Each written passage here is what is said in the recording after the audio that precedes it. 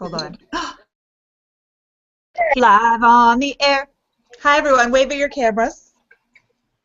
So welcome. Thank you. This is the third episode of For Fork's Sake Live. My name is Danny Bryant, and I am the co-organizer of this with the wonderful Dawn. Introduce yourself. Hello. Hello, hello. And tonight we're joined with 4 other fabulous ladies, and we're going to be talking about fashion and the body, dressing the body, clothing and body politics. And we're just so excited that you're here to join us. I'm going to start off by showing you what I'm having for dinner. Tonight it's a tamale. Look how thematic, just for you, tamale. And yeah, I come to this topic through the lens of my theater company, which is called Knife and Fork in Chicago. We are committed to reclaiming how stories are told about food and the body, and I am just thrilled to be here and have these conversations each time. Who's next? All right, I'll go. I'm Dawn Alden, and I am a theater activist, I guess you could say. And I have had this idea about having discussions about women, food, and body politics for years and years and years, but it wasn't until I saw the fabulous Danny Bryant online that I thought, that's the gal that I want to do this with. So we hooked up, and this is our third presentation. I'm very excited about it. And tonight, I'm a bit of a foodie, so tonight I am having, this is a zucchini that is with tomatoes, garlic, and Romano cheese shredded on top. They had organic beef on sale at my local grocery store, so organic beef burger with some olive tapenade on top. Yes, I can't wait to eat that. I've been sitting here smelling it. And then for dessert, I didn't have a parfait glass, so I put this in a big old IKEA wine glass. This is a rhubarb ginger fool, it's called, which I word for like a mousse. I found it in and amongst my mom's recipes when I was going through her stuff, and it's really freaking good. So I might just post the recipe on the website after we're done, because it's rhubarb season. It's fall. Who do you think you are, Dawn? Who else wants to jump in? I'll go. My name is Courtney Patterson. I am a PhD candidate. I'll be eating. Oh, go ahead, Courtney, PhD candidate. I'm a PhD candidate in African American Studies at Northwestern University, and I'm currently the inaugural teaching fellow for the Critical Identity Studies program at Beloit College. And for me, coming to this topic kind of fell in my lap, almost like my food just did just now. Growing up fat all my life and then being around these beautiful fat women and not having a language to talk about that, their agency and their power, kind of just made me kind of gravitate towards it. And tonight I'm eating, I didn't have any breakfast, I had some granola bars. I made some cheese grits with bacon. Yum. Great. Keep going. Who's next? I can go. I'm Emily Whalen. I am a self-proclaimed body confidence advocate. Basically, I think that you should love the body you're in, no matter what size or what shape or how it comes. So, love who you are, love what you're doing, and basically, I am eating some delicious butternut squash ravioli with a little bit of olive oil and some Asiago cheese. Yum. Really good. That sounds amazing. Good. Oh, Tamale, you want to go? Oh, man. Oh, no. Tamale, I think you're cutting in and out. Yeah, I do. I have been homesick all day from work, so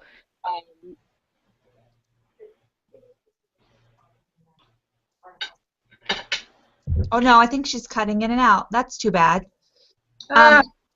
So, Tamale, we are having a hard time hearing you, my friend. So do you want to chat with me on the side box, and we'll figure it out? no. let's jump in. Let's jump in. Dawn, do you want to start us off with that awesome starter question you had? That sounds great. Yeah, see what I do about that. There we go. Shoot, hold on. Yeah, so as I was doing some research for this this broadcast, I came across a word that I'd not heard before, faction, F-A-T-S-H-I-O-N. And it's this movement that is, I guess, sort of doing two things. It's talking about fashion for larger bodies, and it's also reclaiming the word fat as a proud and proud self-label. So, a little bit about faction as you've experienced it, and do you have favorite designers that you like that design specifically for larger bodies? And yeah, go from there. I just think the whole movement is really exciting. I don't know about anyone else. I agree. I would also agree. My first encounter with fashion, I was in Milan at the fashion conference, right? Not really knowing what fashion was, period, but then to think about fashion. Mm-hmm. I learned from online bloggers what that actually meant. So it's definitely for fat, and also, you know, celebrating the not only just the clothes, but the designers who are also bigger body and who or have been bigger body who are designing and producing clothes for large women. I think it's really interesting to see how even they themselves vary in terms of price and design and scope and range. So very diverse group of people doing this kind of work. Yeah. You know, I really got into it. I lived in Los Angeles for a little bit and was sort of in the curvy community and the plus community, working for a show called Go Curvy. And with that, we started looking at fashion and going to the LA fashion shows around town. And it was nice to be a girl my size. You know, I've always done the Lane Bryants and things like that, but to go and see people specifically designing higher-end clothes for someone my size, that was really eye-opening for me. It wasn't something I'd seen before, and wasn't something that I knew existed. So to see that was just very, very powerful thing for me. Personally, I'm a fan of Z by Zavara, is one of my favorite designers, as well as Purple Diva Designs. They're two just gorgeous women who really know how fashion should be and just dress women well. I love it. I think we have our good pal Tamale back. Tamale, you there? I'm so sorry, gals. I'm so sorry. Hey, yeah, Introduce hi. yourself first and tell us about you and what you're having for dinner.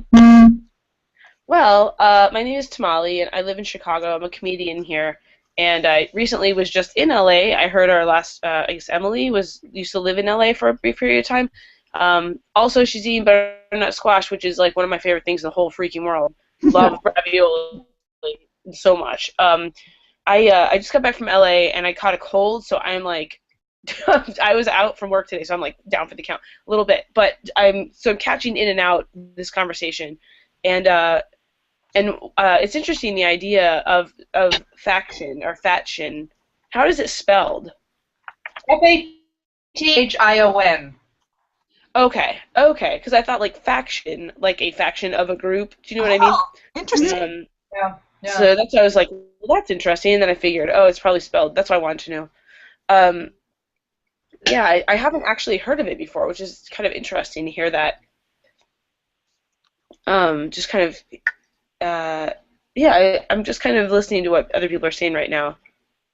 Cool. Curious. I'm sure it came out of a frustration by a community of women. Can we talk a little bit about maybe our own kind of experiences pre-fashion, what it was like shopping, or what it's like shopping now? When we're shopping, I think is one of the things I fear the most. Because it is hard to find sizes, and you know, one of the worst things is I'm at a very in-between size of 18, so sometimes I can shop in the smaller sizes, if you will, but the worst thing is jeans. They're either too tight on my legs, and I can't, get them on, or they're too loose on my legs, but not right at the waist, and it's just a pain. And I know everyone has problems. Jeans are the worst thing to shop for, but there are just so many more options when you walk into a Target or a Kohl's for anyone that's below a size 18 than there is for anyone above a size 18. So it's nice to be a little bit represented. Mm-hmm. Yeah, it's I was thinking about there's a couple of really cool clothing shops in LA. One is called It's a Wrap, Mm-hmm. and it's a clothing store where they sell off the clothes that they've used on television shows and movies. So you can go like buy a pair of pants that a star wore or something like that. But of course, because all of the women in Hollywood tend to be pretty tiny, they have some really nice designer clothes, but they're all in like size 0 to 6. So that's pretty much it. There. Huh? I have been there to It's a Wrap and gotten clothes. Really? But it is hard. I can't say got a pair of pants from Glee, which I just assume were for Mercedes, and I'm okay with that. If not, really excited about that. So That's awesome. Yeah. I once had a very interesting experience here in Chicago. There's a vintage store on Lincoln Avenue, and I will not reveal its name. But I was with a gal pal, and we were there, and we were shopping, I think, it was a Great Gatsby party. And so everyone was going to wear white. But we were honestly, like, looking for accessories. And I'm, like, also between, like, a 16, 18 size. And we were, like, looking for hats or, like, gloves. Like, we weren't even looking for stuff. And we were, like, picking up stuff. And the woman who worked there actually said to us that, like, it was, like, my pretty woman moment. She was like, we don't actually have clothes that will fit you. And we were like, Thank you so much. I was gonna like give you my money to buy these beautiful gloves, and you've just given me something to think about, which is to never shop here again.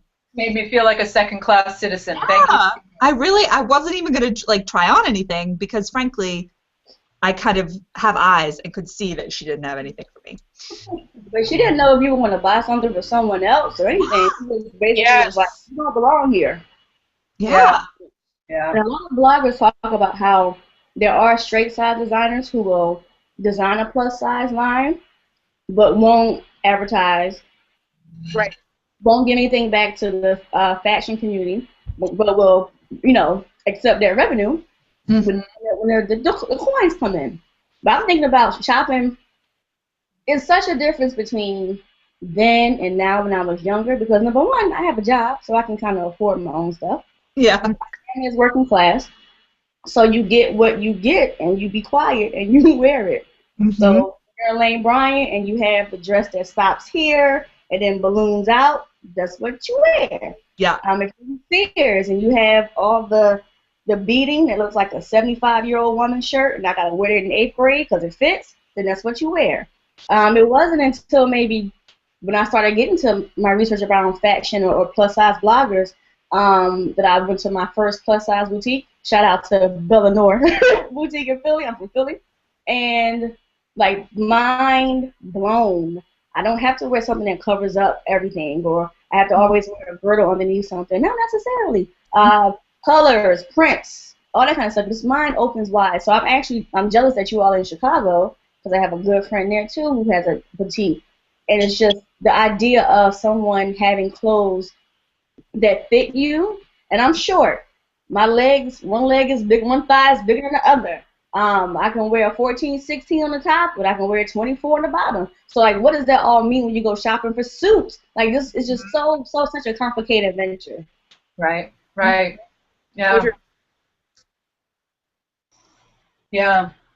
So The issues that I bump into are being busty, because like I have like I'm maybe like a 12, 14 on the bottom, but on the top is very busty. It's like trying to find dresses because they'll fit great, and it's like a high class problem, right? Okay, you have a nice chest, like a big, right? It's like, right, I acknowledge that, I fully acknowledge that, but it does tend to be frustrating because I will find clothes that fit me very nicely and are tailored in certain ways, and then it's like, oh well, and then my boobs ruin it again because it's like I can't, I'm not able to Like, it's not something that I can just adjust. And there are some workarounds, but it can be really challenging. And also, I tend to have a really like I can't. I do a lot of thrift store shopping, a lot, and so that's where, because I drive a motorcycle, so my legs chew up jeans pretty quickly, in the center part. So it's like our thigh teeth, our little thigh teeth that eat the inside of our jeans. Yes, that's exactly what happens, and so I burn through jeans pretty quickly because I ride every day, and even in the winter time, so it gets really cold, and so I have to find jeans. I've replaced them quite frequently, and I prefer to go to thrift stores just because it's economically just a better choice for me. Right. And it's tricky too there because you'll find, like there isn't really there'll be a ton of like 8s and 9s, 10s, but like anything above that, there's a little bit more spotty. There's plenty of whitewashed, high-waisted mom jeans. If anyone needs any of those, they have a lot of them, so those are available. I love it. Can we talk about our experiences before being adults? Like, what was it like being a child? I know that I've like been this size really since I was a kid, and so what was it like as a tween and a teen, with less options available, or what was that like for us?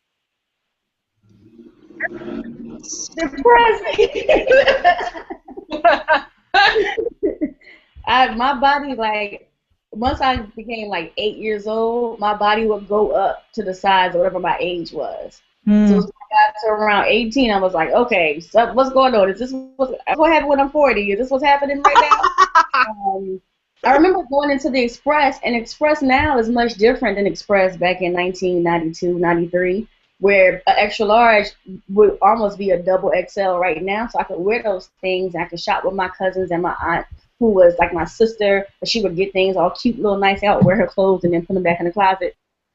Anyway, don't tell her I said that. But very much the separation between who could shop where, and then the feeling of not being able to get something from a store that everyone had something else from. I remember people wearing Guess jeans in my high school, but I can only wear the boy Guess jeans, and their triangle was green, but the women's triangle was red. So I could never wear the Guess jeans because it would reveal that I was too fat to wear the women's sizes. Mm-hmm. Man, and adolescents are cruel enough, That's so true. I remember distinctly getting to the age where I could no longer, getting to the age and to the weight that I could no longer fit in traditional children's clothes. And I was probably 9 or 10, and having to move up to women's clothes. And, so no longer were fun, pink, sparkly, spangly things, and I was wearing, grown-up shirts. And at 10, you still want to have the crazy little girl stuff. You want to have the light-up shoes and things like that. And I couldn't have wear them now. And and it was hard. And I think my mom did the best she could in trying to salvage that for me. But I was wearing like really nice stirrup pants, and and I was 10 in the mid-90s, so not so cool. Yeah. One thing I'm also sensitive about are how large my feet are. Like, I'm not particularly tall. I'm like 5'8". I mean, that's kind of tall, I guess. But I have enormous lady feet. And I've worn like an 11.5 since I was like 11. Talk about like your feet matching your age or your size. And I find that to be almost more frustrating than clothing sometimes. So I want to start a movement for the large footed. The large-footed lady. I like it. Hey, yeah, if you guys have suggestions for places that you love, go ahead and either post them to our Facebook page or tweet them to @4forksake, so that we can get the word out on them. Let's celebrate the places that cater to the forgotten woman. Yeah, and I think, can we actually talk in the now? Can we all talk about what we're wearing right now and why we chose to wear it, and bring it to today, where we are now with our fashion? I was telling Danny before we started that I have never thought so much about what I was going to wear for this panel, and so I went back and looked at the previous two that we've taped, and I think I may have been wearing the same shirt both times. So I picked a different shirt today. That was my nod to fashion. I picked a different shirt, and you'll notice this is my shelf. You'll notice everything comes to my shelf. Yeah, here's a little bit of my dinner right here. I love it. Good. Yeah. Who else? What are you wearing and why? Oh my God. Somebody's phone is ringing. Something. Got me. Keep it moving. So basically, I wanted to wear some really ripped up jeans from Forever 21. They came pre-ripped up, but that is kind of a sign of how far fashion has come. Is that I can go to Forever 21s and buy pre-ripped up jeans that are designer ripped up.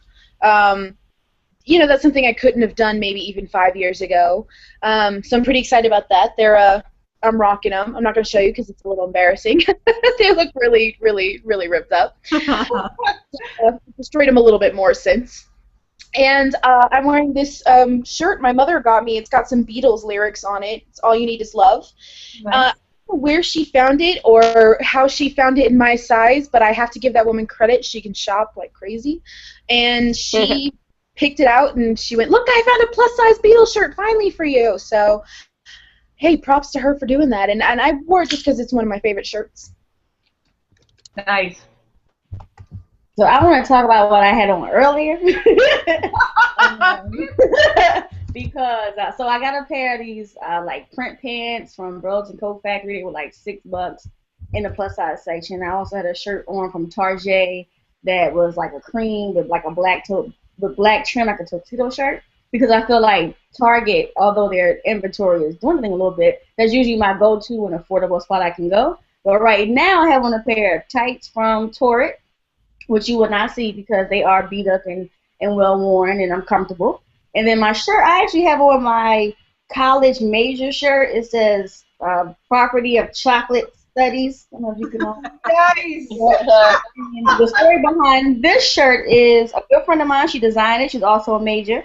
Shout out to Philmisa Jones. And she basically, like, I went to Ghana to study abroad, and there were no other extra large shirts. So I had to get a medium shirt, and go figure, I could fit the medium. So I just keep it, you know, it's a little snug at the bottom, but yeah. That's awesome. Nice. The spotlight on you, I love it. I know. I'm trying to find like a decent lighting solution, and Your eye makeup looks amazing, by the way, Tamale. I make Thank you. I'm a total sparkle pony. Lots of high stepping. I wear a lot of black. In fact, I wear mostly black. I'm gonna look like I'm in a police lineup right now for the next few minutes here. I'm just gonna. Actually, I have these earrings that I was going to put on. That I'm going to put on now as I'm telling you what I'm wearing. I wear mostly black. Usually, I like it because I can throw it in the washing machine, put some red dye on it, mix it back in, bring that dark right on back. Because I, wash my clothes when I wear them, so they get faded. I prefer to wear mostly black and then change it up with a little bit of a dramatic earring, and then and wear like drag queen makeup. I love drag queen makeup. It is my jam. It is fabulous. And yeah, so that's what I do. This is my normal look. I'm just like, oh, fantastic. Yeah, but I also have been opting for the last few months. Actually, I almost consistently I do like a low cut shirt because I'm not dumb. Okay, and then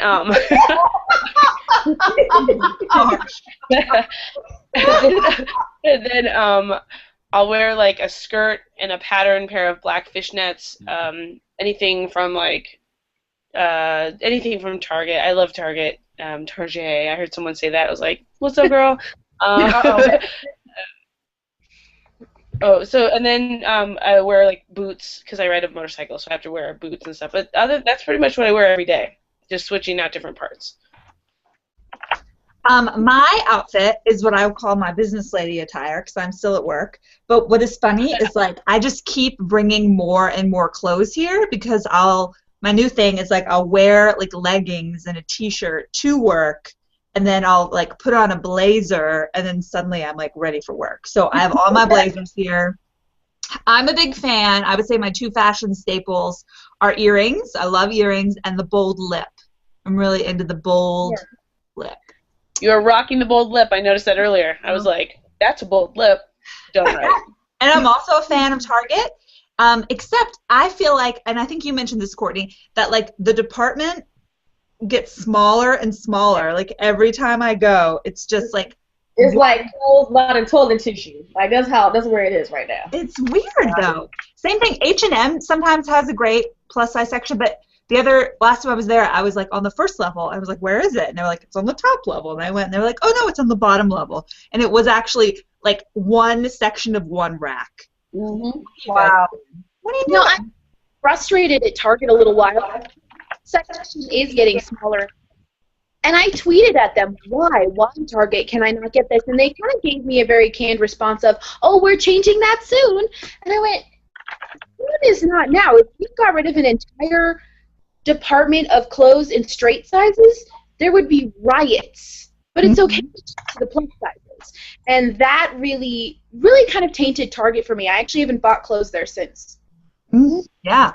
It's also, I mean, if you're thinking of like population of women and like where our country is in terms of like what the median size is, you just would think that they would give us more racks. Yes. Absolutely. Right. As a lady who loves ladies, I'm a big fan of more racks. More racks all around. More racks. You get your right, girl. Yes. In all Where senses. they need to come from. That's where they just wheel them in front of me. That's fine by me. So what do you guys think of Torrid? Say it again. Torrid. Oh, Torrid. Yeah. I did the Torrid in high school. Yeah, old Torrid. I don't like the changes they've made recently, but I loved old Torrid. And I'm in the grungier style. I'm about the rock star t-shirts and the rock band t-shirts, and they've changed that. So I'm not a Torrid fan anymore. Yeah. I feel like once you think about what you can wear to work and then what you might wear to the club, it's like really, really clubbish, or it's like really, really casual, and it kind of limits the choices. Now, I love their little clearance rag because it may have some throwbacks, like some down blouses, some nice. Well, I can't wear pants from Torrid because they're too long, but it has to be like I want to go to a cocktail event and I want a little cute dress to show my rack, my cleavage. So I will go to Torrid to get that. There you go. I just thought of my favorite website is a website called Shakti. And that is where they're all 50 and 60 style dresses, and you send them your measurements, and they will then make you a dress. Wow. It's my favorite, and I haven't ordered one in a while, but everyone will post the link. But it is by far, it's kind of revitalized how I look at what's possible for dresses. Awesome. Yep. Awesome. They tell you can pick how long you want your sleeve to be. You can pick how long you want your hem to be. Necklines. Yep. It's really cool. I'm curious what you guys think about kind of the fashion movement, or in terms of like body politics and fashion these days, how it's indicative of what else is going on with sort of the body positivity culture. So we could even veer a little bit away from fashion and talk about maybe how it correlates with what we see going on elsewhere in the body acceptance movement, or not. Well, for me, I like to think of it as separate sectors of the body acceptance movement, because some of the things in fashion may not even be connected to that. So some of the women who I've talked to or interviewed have said, this is a grassroots kind of thing. A lot of women of color, particularly black women, are at the helm, who've been making their own clothes for centuries, right? Kind of falling into that lineage of black women entrepreneurship. Because you were barred from other places, so you come up with your own, right? Who have been making clothes, selling clothes together in the communities like for a very long time. but then you kind of transition to the plus size blogosphere, and it's much more, I mean, expansive in terms of who gets picked to be the ambassador for what line, who has that much traffic coming in. It's very much a social network, really, like to get your blog up and running and bringing in revenue. And then there's the academic side where it's mostly white, it's mostly female, and it's really hard for some of the language that's there to translate to other places and vice versa, because people have their own little sections or sectors of what fashion or plus size blogging or curvy or size acceptance movement really is. Yeah. I found when I was in the fashion community, there's even separation there, which saddened me. There was, there are straight sizes, and there are curvy sizes, and there are plus sizes. And curvy didn't want to deal with plus, and plus didn't want to deal with curvy, and straight sizes have their own market. Still that separation, and I think that if we still have that separation there, how are we supposed to break that down? On this side, I'm not up there in the designer side. I'm definitely on the Target, on the Kohl's side of things. Where does that stand there? Because now I've labeled myself because you've already labeled me. So it's interesting to see that even there's that breakdown. You mean separation based on? Can you talk a little bit more about what you mean by separation? Yeah. Basically, essentially, I think any single-digit numbers were straight sizes, and the lower double digits between, size 10 to size 18 was considered curvy, and then anything above 18 was considered plus. I'm calling on my tablet. It was so curvy. If you were curvy, you were curvy, and you didn't go above that size 18. And plus was a dirty word and a bad word. And I think it is reminiscent of how we still are, and I think if we can break down that, we can break down everything else.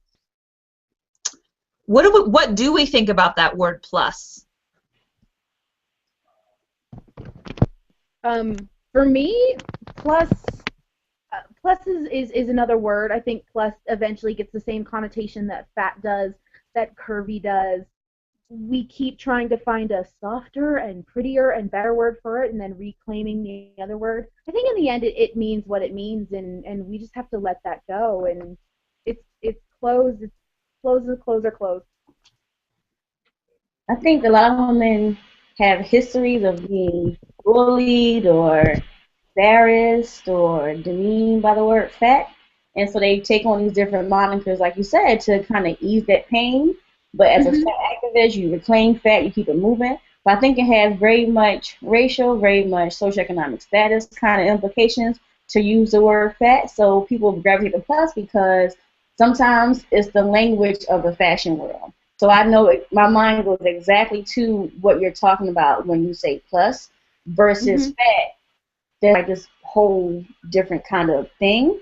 But I feel what you're saying about let's use fat as the, what it is, and to not try to, sugarcoat things or make things seem less offensive to certain things, certain people. Interesting. That is very interesting. Yeah. Let's all take a moment and ponder that. No, here we are. We're all. That's all made us take a second and pause. Yeah. We are so smart, all of us. I love it. I just keep going back to, whenever I get into conversations that are kind of this nature or make me think about size or body image or, how, for example, I'm hearing, we're talking about fashion lines and what stores they appear in and, how they show up in those stores and what, socioeconomic end of those stores, like if they're at a Kohl's and Target or if they're at a more expensive, fashion store. I'm just thinking of all of that kind of as one big bundle, and I always ask myself, well, how do guys handle this? Well, I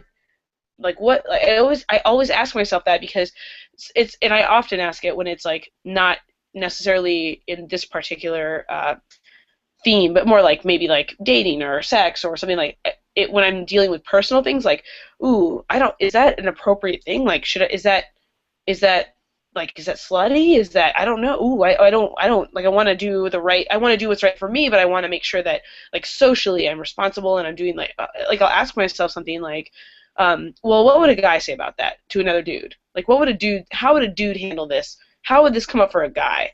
Because, for example, I know this is a little off topic, but, for example, like, if you choose to sleep with someone, a guy would be like, yeah, why wouldn't I do that?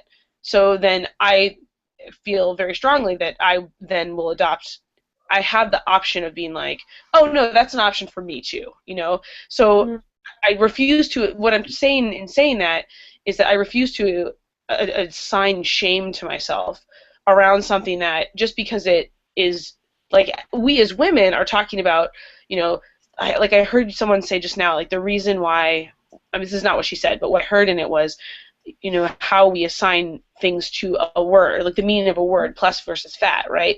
And these are all semantics that women talk about. Guys don't give a crap about this. They don't talk about this crap. Maybe they do. I guarantee it is on a far smaller scale, right? Those are the big and tall section. The husky section. Right? So they're not talking about, like, oh man, I'm going to get stuck with this statement sweater that I don't want. You know what I'm saying? Like, we have such a different, you know, like, we have a different level of conversation around this. And it's because we're so sensitized to it, because we're treated so intensely differently around these things. And I have guy friends that are both tall and big, and like big and tall. They are both of those things. And they still don't, yes, they get razzed, but not like women. They don't. Yes, they encounter shame, but it is not ingrained to the level and extent that we have. Like, it's really frustrating. So all of that's not a new conversation, but I'm just looking at what we're talking about right now in terms of, like, you know, the way we even speak about our clothing, and just go like, well, how would a guy deal with this? Oh, okay, well, what would a guy do in response? So they'd be like, well, I'm just gonna go get some bigger pants. That's what guys would do. That's what they do. They're like, well, I just need a bigger size. All right. Well, and I understand that it's, like, certainly we have a lot of emotional levels around this, but it's like, it almost just inspires me to, like, screw it. If they're not going to feel ashamed about it, then I'm not going to feel ashamed about it. And I'm not going to be like, if I need a larger size, I'm not going to allow myself to get trapped in the semantics of, like, you know, well, I don't want to go up another size, because we all deal with that. Nobody wants to be like, oh, I'm up to a 20. Like, nobody's like, sweet, I finally broke the, you know, nobody does that. They're like, no, you know, and that's terrible. That's unfortunate that we're like, that instead of choosing to wear something that fits us better, that we just cram ourselves into the smallest size that we can fit in, because we get to cling to that size. For those of us who do that, I do that. So, like, well, that reminds me of a campaign that Misrepresentation was spearheading. Yeah, I love that movie, Misrepresentation. And now the Representation Project, they're continuing to sort of keep the conversation going about media portrayals of women. But yeah, oh, yeah.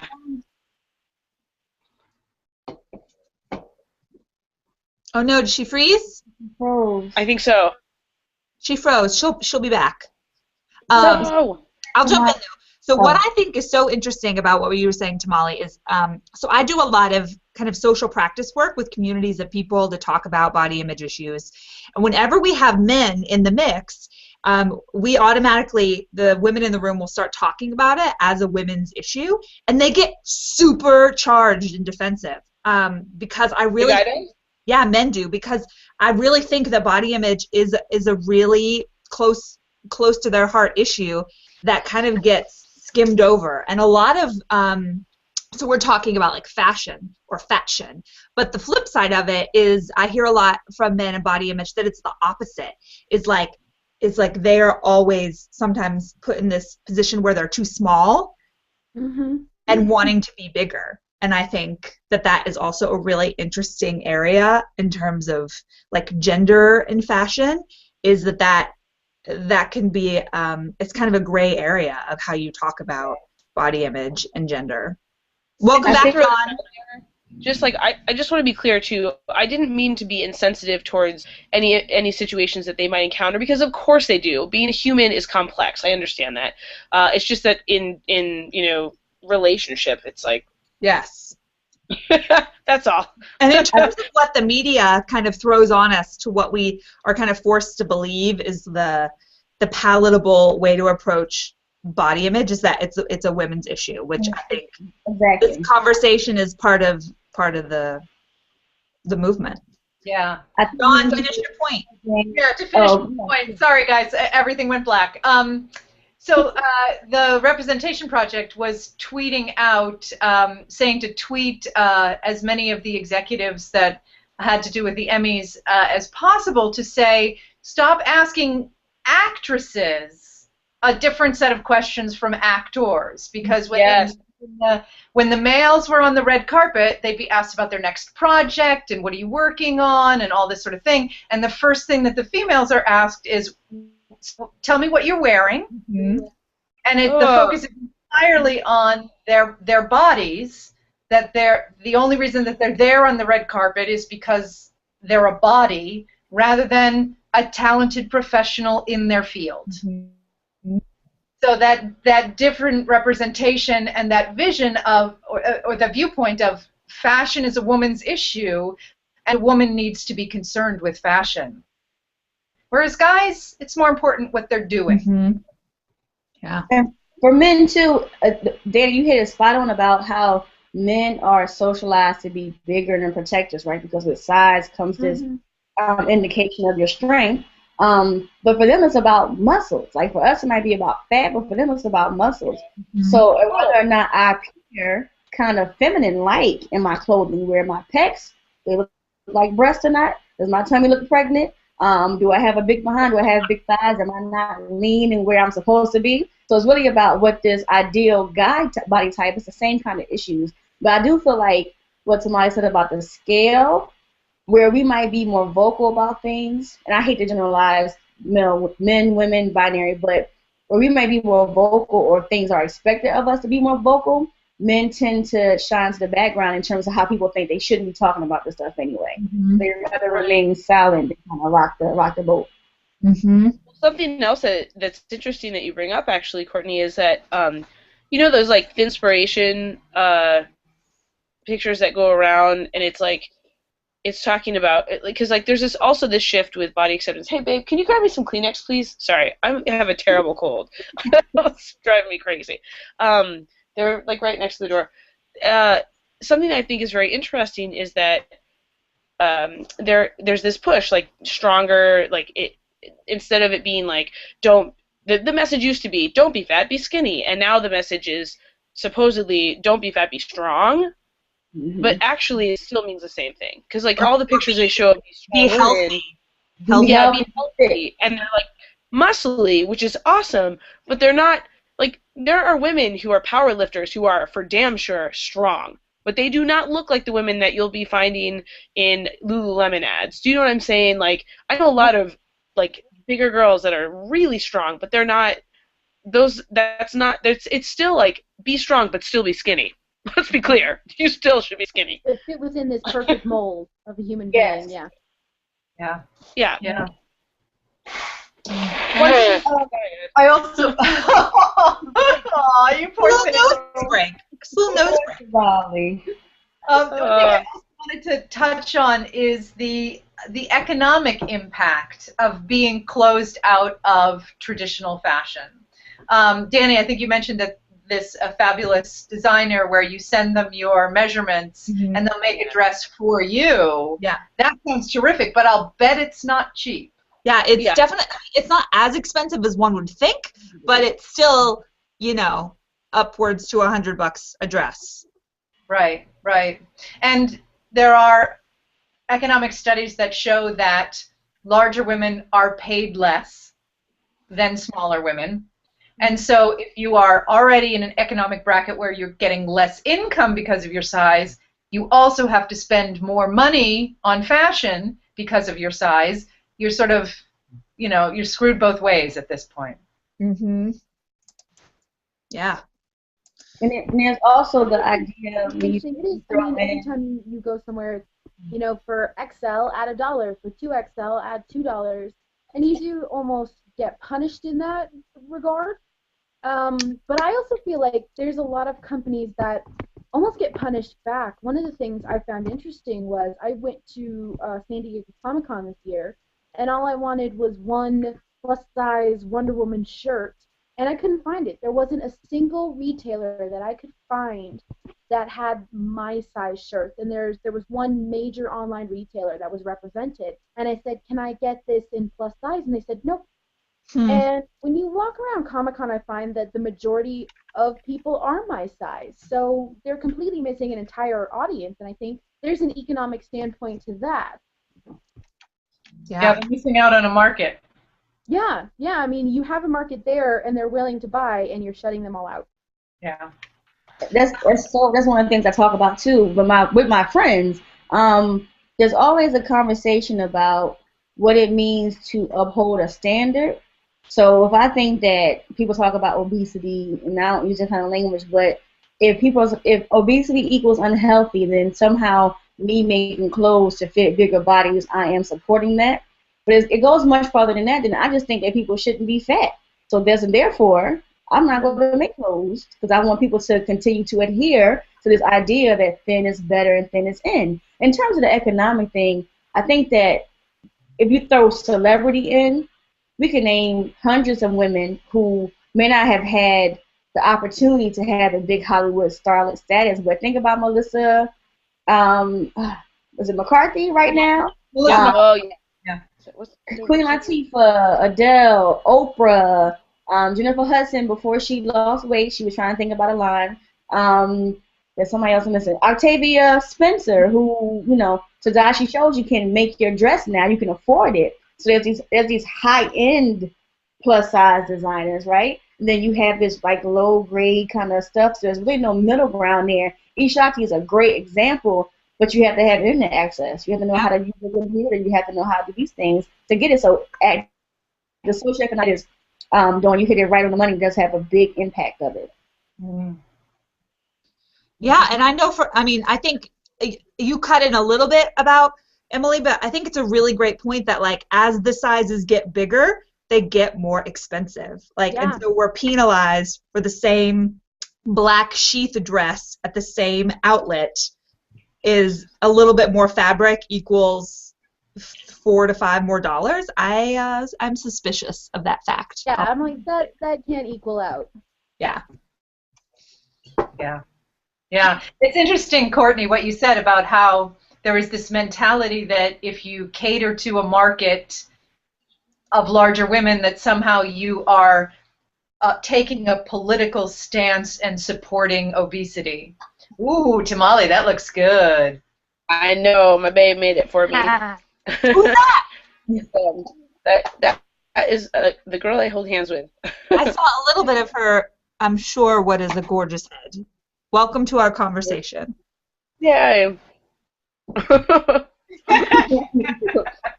Baby. There we go. Okay, all right. Relax. Very nice, very nice. Yeah, and then the reverse of that is that people that create lines for larger women that go ahead and take advantage of that market that's not being served, that can also be a political statement that you're saying, these people need clothes, so I'm going to make them for them.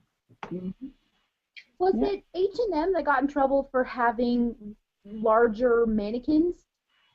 Does that sound familiar? They got in trouble? Well, not in trouble, but they got a lot of media, just press about it. They had started introducing larger mannequins that were more equivalent to like a size 8 or a size 10 as opposed to a size 2. And the media came out and said, well, no, you're promoting an unhealthy body image. And to the point that thin people under a certain weight would look at these mannequins and go, oh, it's okay, I can be bigger, and I'm going to eat junk food all day. And somehow they had made that sort of correlation, and I don't know where they made it because I've looked at thin mannequins all my life, and it's never made me go, ooh, I should diet. And we don't think like that. Yeah. And there have been some other stores that take it upon themselves to like do more realistic mannequins, but I have never seen a mannequin that actually looks like me. Like it's No, still me like either. their version of a plus size mannequin. It's not really very plus size. I just really love their plus size is a 10. Do you know what I'm saying? Like, oh, gee, let's give more realistic examples. Let's balloon up to a size 10. You know what I'm saying? Like that's Plus size in high fashion starts at size 6. Mm-hmm. Wow. Wow. Wow. Mind officially blown. This is amazing. You guys are so smart. I'm so grateful to spend this time with you. So we're actually like we're on our like winding down zone. So let's take a moment and let's just have like each have a little like final little testimonial about thoughts that have come up for you in this mini conversation, and then take a minute to promote something that you're working on if you're working on something. Who wants to start? I'm going to start because I probably have to dash suit first. I just want to say very quickly, thank you very much for having me and for putting up with the technical difficulties, etc. I'm working on. I'm a comedian, so I was just in LA. I'm working on producing a show called Just Dickin' Around. It's an all-ladies showcase, open mic. We do have mixed gender shows in Chicago as well.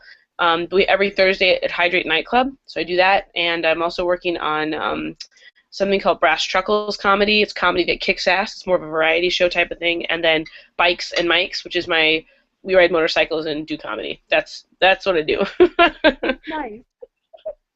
What about Thank you for having me. has this brought up anything for you? Any new thoughts? Any final parting thoughts?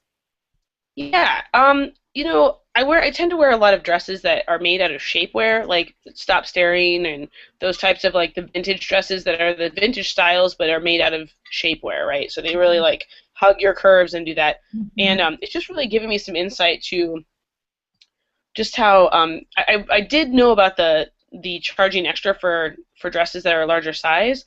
I know that those dresses tend to be like $150 ish, and I'm just kind of really curious about like I've just gained a new awareness of price points, and just kind of some questions are going to be popping up in my brain over the next couple of days about price points and the fairness of that. I heard someone say that they were skeptical about, and I was like, that is actually, I'm going to think about that a little bit more. So thanks for the little thought to grow on. Awesome. Who's next? I'll go. Basically, I'm working on a project at the moment called The Rules of Feminism, and basically it's a series of vignettes in play form that I hope to put up here in Denver. And it's just about what the rules of feminism are, the rules as they are, how to dress, so on and so forth, what makes you the perfect woman, and, how we defeat that every day. So that's, keep an eye out for that. That should be out in the next 6 months to a year. Hopefully I'm going to get working with a project here called the Athena Project, which promotes female playwrights. As for me, thoughts, my thoughts are the same as always. I think I came into it with the same thing. It's just, love who you are and love your body. And I think that the world compensates around you when you do have that confidence. I think I find better clothes and feel better about how I look when I look at myself and go, you know what, I'm pretty darn awesome, and this body is what it is, and I'm going to rock it as much as I can. So that's always my words of wisdom. I'll go next. Wow, so I'm working on my dissertation. And hopefully that will be a manuscript, and you all can buy the book and I can sign it for you. Woo! But Like it. on a more personal level, I'm also like an artist, so I like to write plays. So I really want to write this play of centering this black woman who is in this not the typical black woman story, although I don't know what that is either. And so I'm just thinking about how fatness and fashion and health and relationships are all factored into that. So it's kind of like boggled in my mind. So I do in my free time, and I have none. So in terms of the thing tonight, I think it's always important to remember that, particularly coming from a community where you were made to feel invisible, fat, black, female, if you started adding other identities in there, it can get more and more complicated as well. So know that you're not only are you not invisible, but you're also not alone. So you're not the only one struggling to find clothes. You're not the only one who has these opinions. And while people's experiences may differ, I think something that Emily said earlier about how there's even the fractions among plus size people, period. Those things are all things we need to complicate and celebrate at the same time. So thank God that people don't think that we're a monolith, but we're trying to kind of figure out what does that mean for us as a community as well. Mm-hmm. Right. Love it. Dawn, you want to go? Oh man, this has made me think that wow, if I had money, I would invest it in women's fashion companies for plus size women, because it is economically a market that is just not being explored, and if we are letting, when I say we, I mean like the people out there, if investors are letting this outdated notion of what women should be like get in the way of investment opportunities, well, they're freaking lost. So that was just a stray thought I had. The next time I come into a big pile of money, I'm waiting for that day. Then I'll know where to invest it. Yes. What are you working on? Working on a bunch of different stuff with my production company, Vicarious Films. Trying to get a couple of projects done, and I also just started meeting with a bunch of theater gals out here in LA, which they're hard to find, but we are here. And it looks like we're going to put together an all-female production for the Hollywood Fringe Festival next June. So we've started talking about plans for that, and I'm really excited about that. Awesome. Yeah. Yeah. How about you, Miss Danny? Well, what I'm currently working on is I'm working on a new play for young people, so ages 9 to 14, that explores how youth identity is affected by the media. And so we're kind of using fairy tales and princess culture as a container to kind of explore gender and cultural and body image identity. And it's going to kind of be an epic piece. It's with Adventure Stage Chicago, and right now its working title is called Project Worthy. But that name is going to change maybe in the next couple weeks. And of course, always with Knife and Fork, doing all sorts of awesome stuff with the women and men of Chicago. And I find these conversations, they continue to just be so validating. Picking up on, Courtney, what you said, I just think it's so great to connect with women from all over the country on this issue, and just keep having the conversations. I think it's just really important. Amen. Amen. I agree, yes. So speaking of that, this brings our awesome conversation to a close. Please repost it on Facebook and your own Twitter and your own blogosphere, and get people to see it and watch it. And like us on Facebook and Twitter. Yeah, and again, if you have points that you didn't think of during the conversation, or follow-ups of stuff that we talked about, post it to our Facebook page, tweet it to us, and we'll retweet. Let's get those messages out there. Absolutely. All right, let's all wave goodbye as we sign off. Signing off. Bam.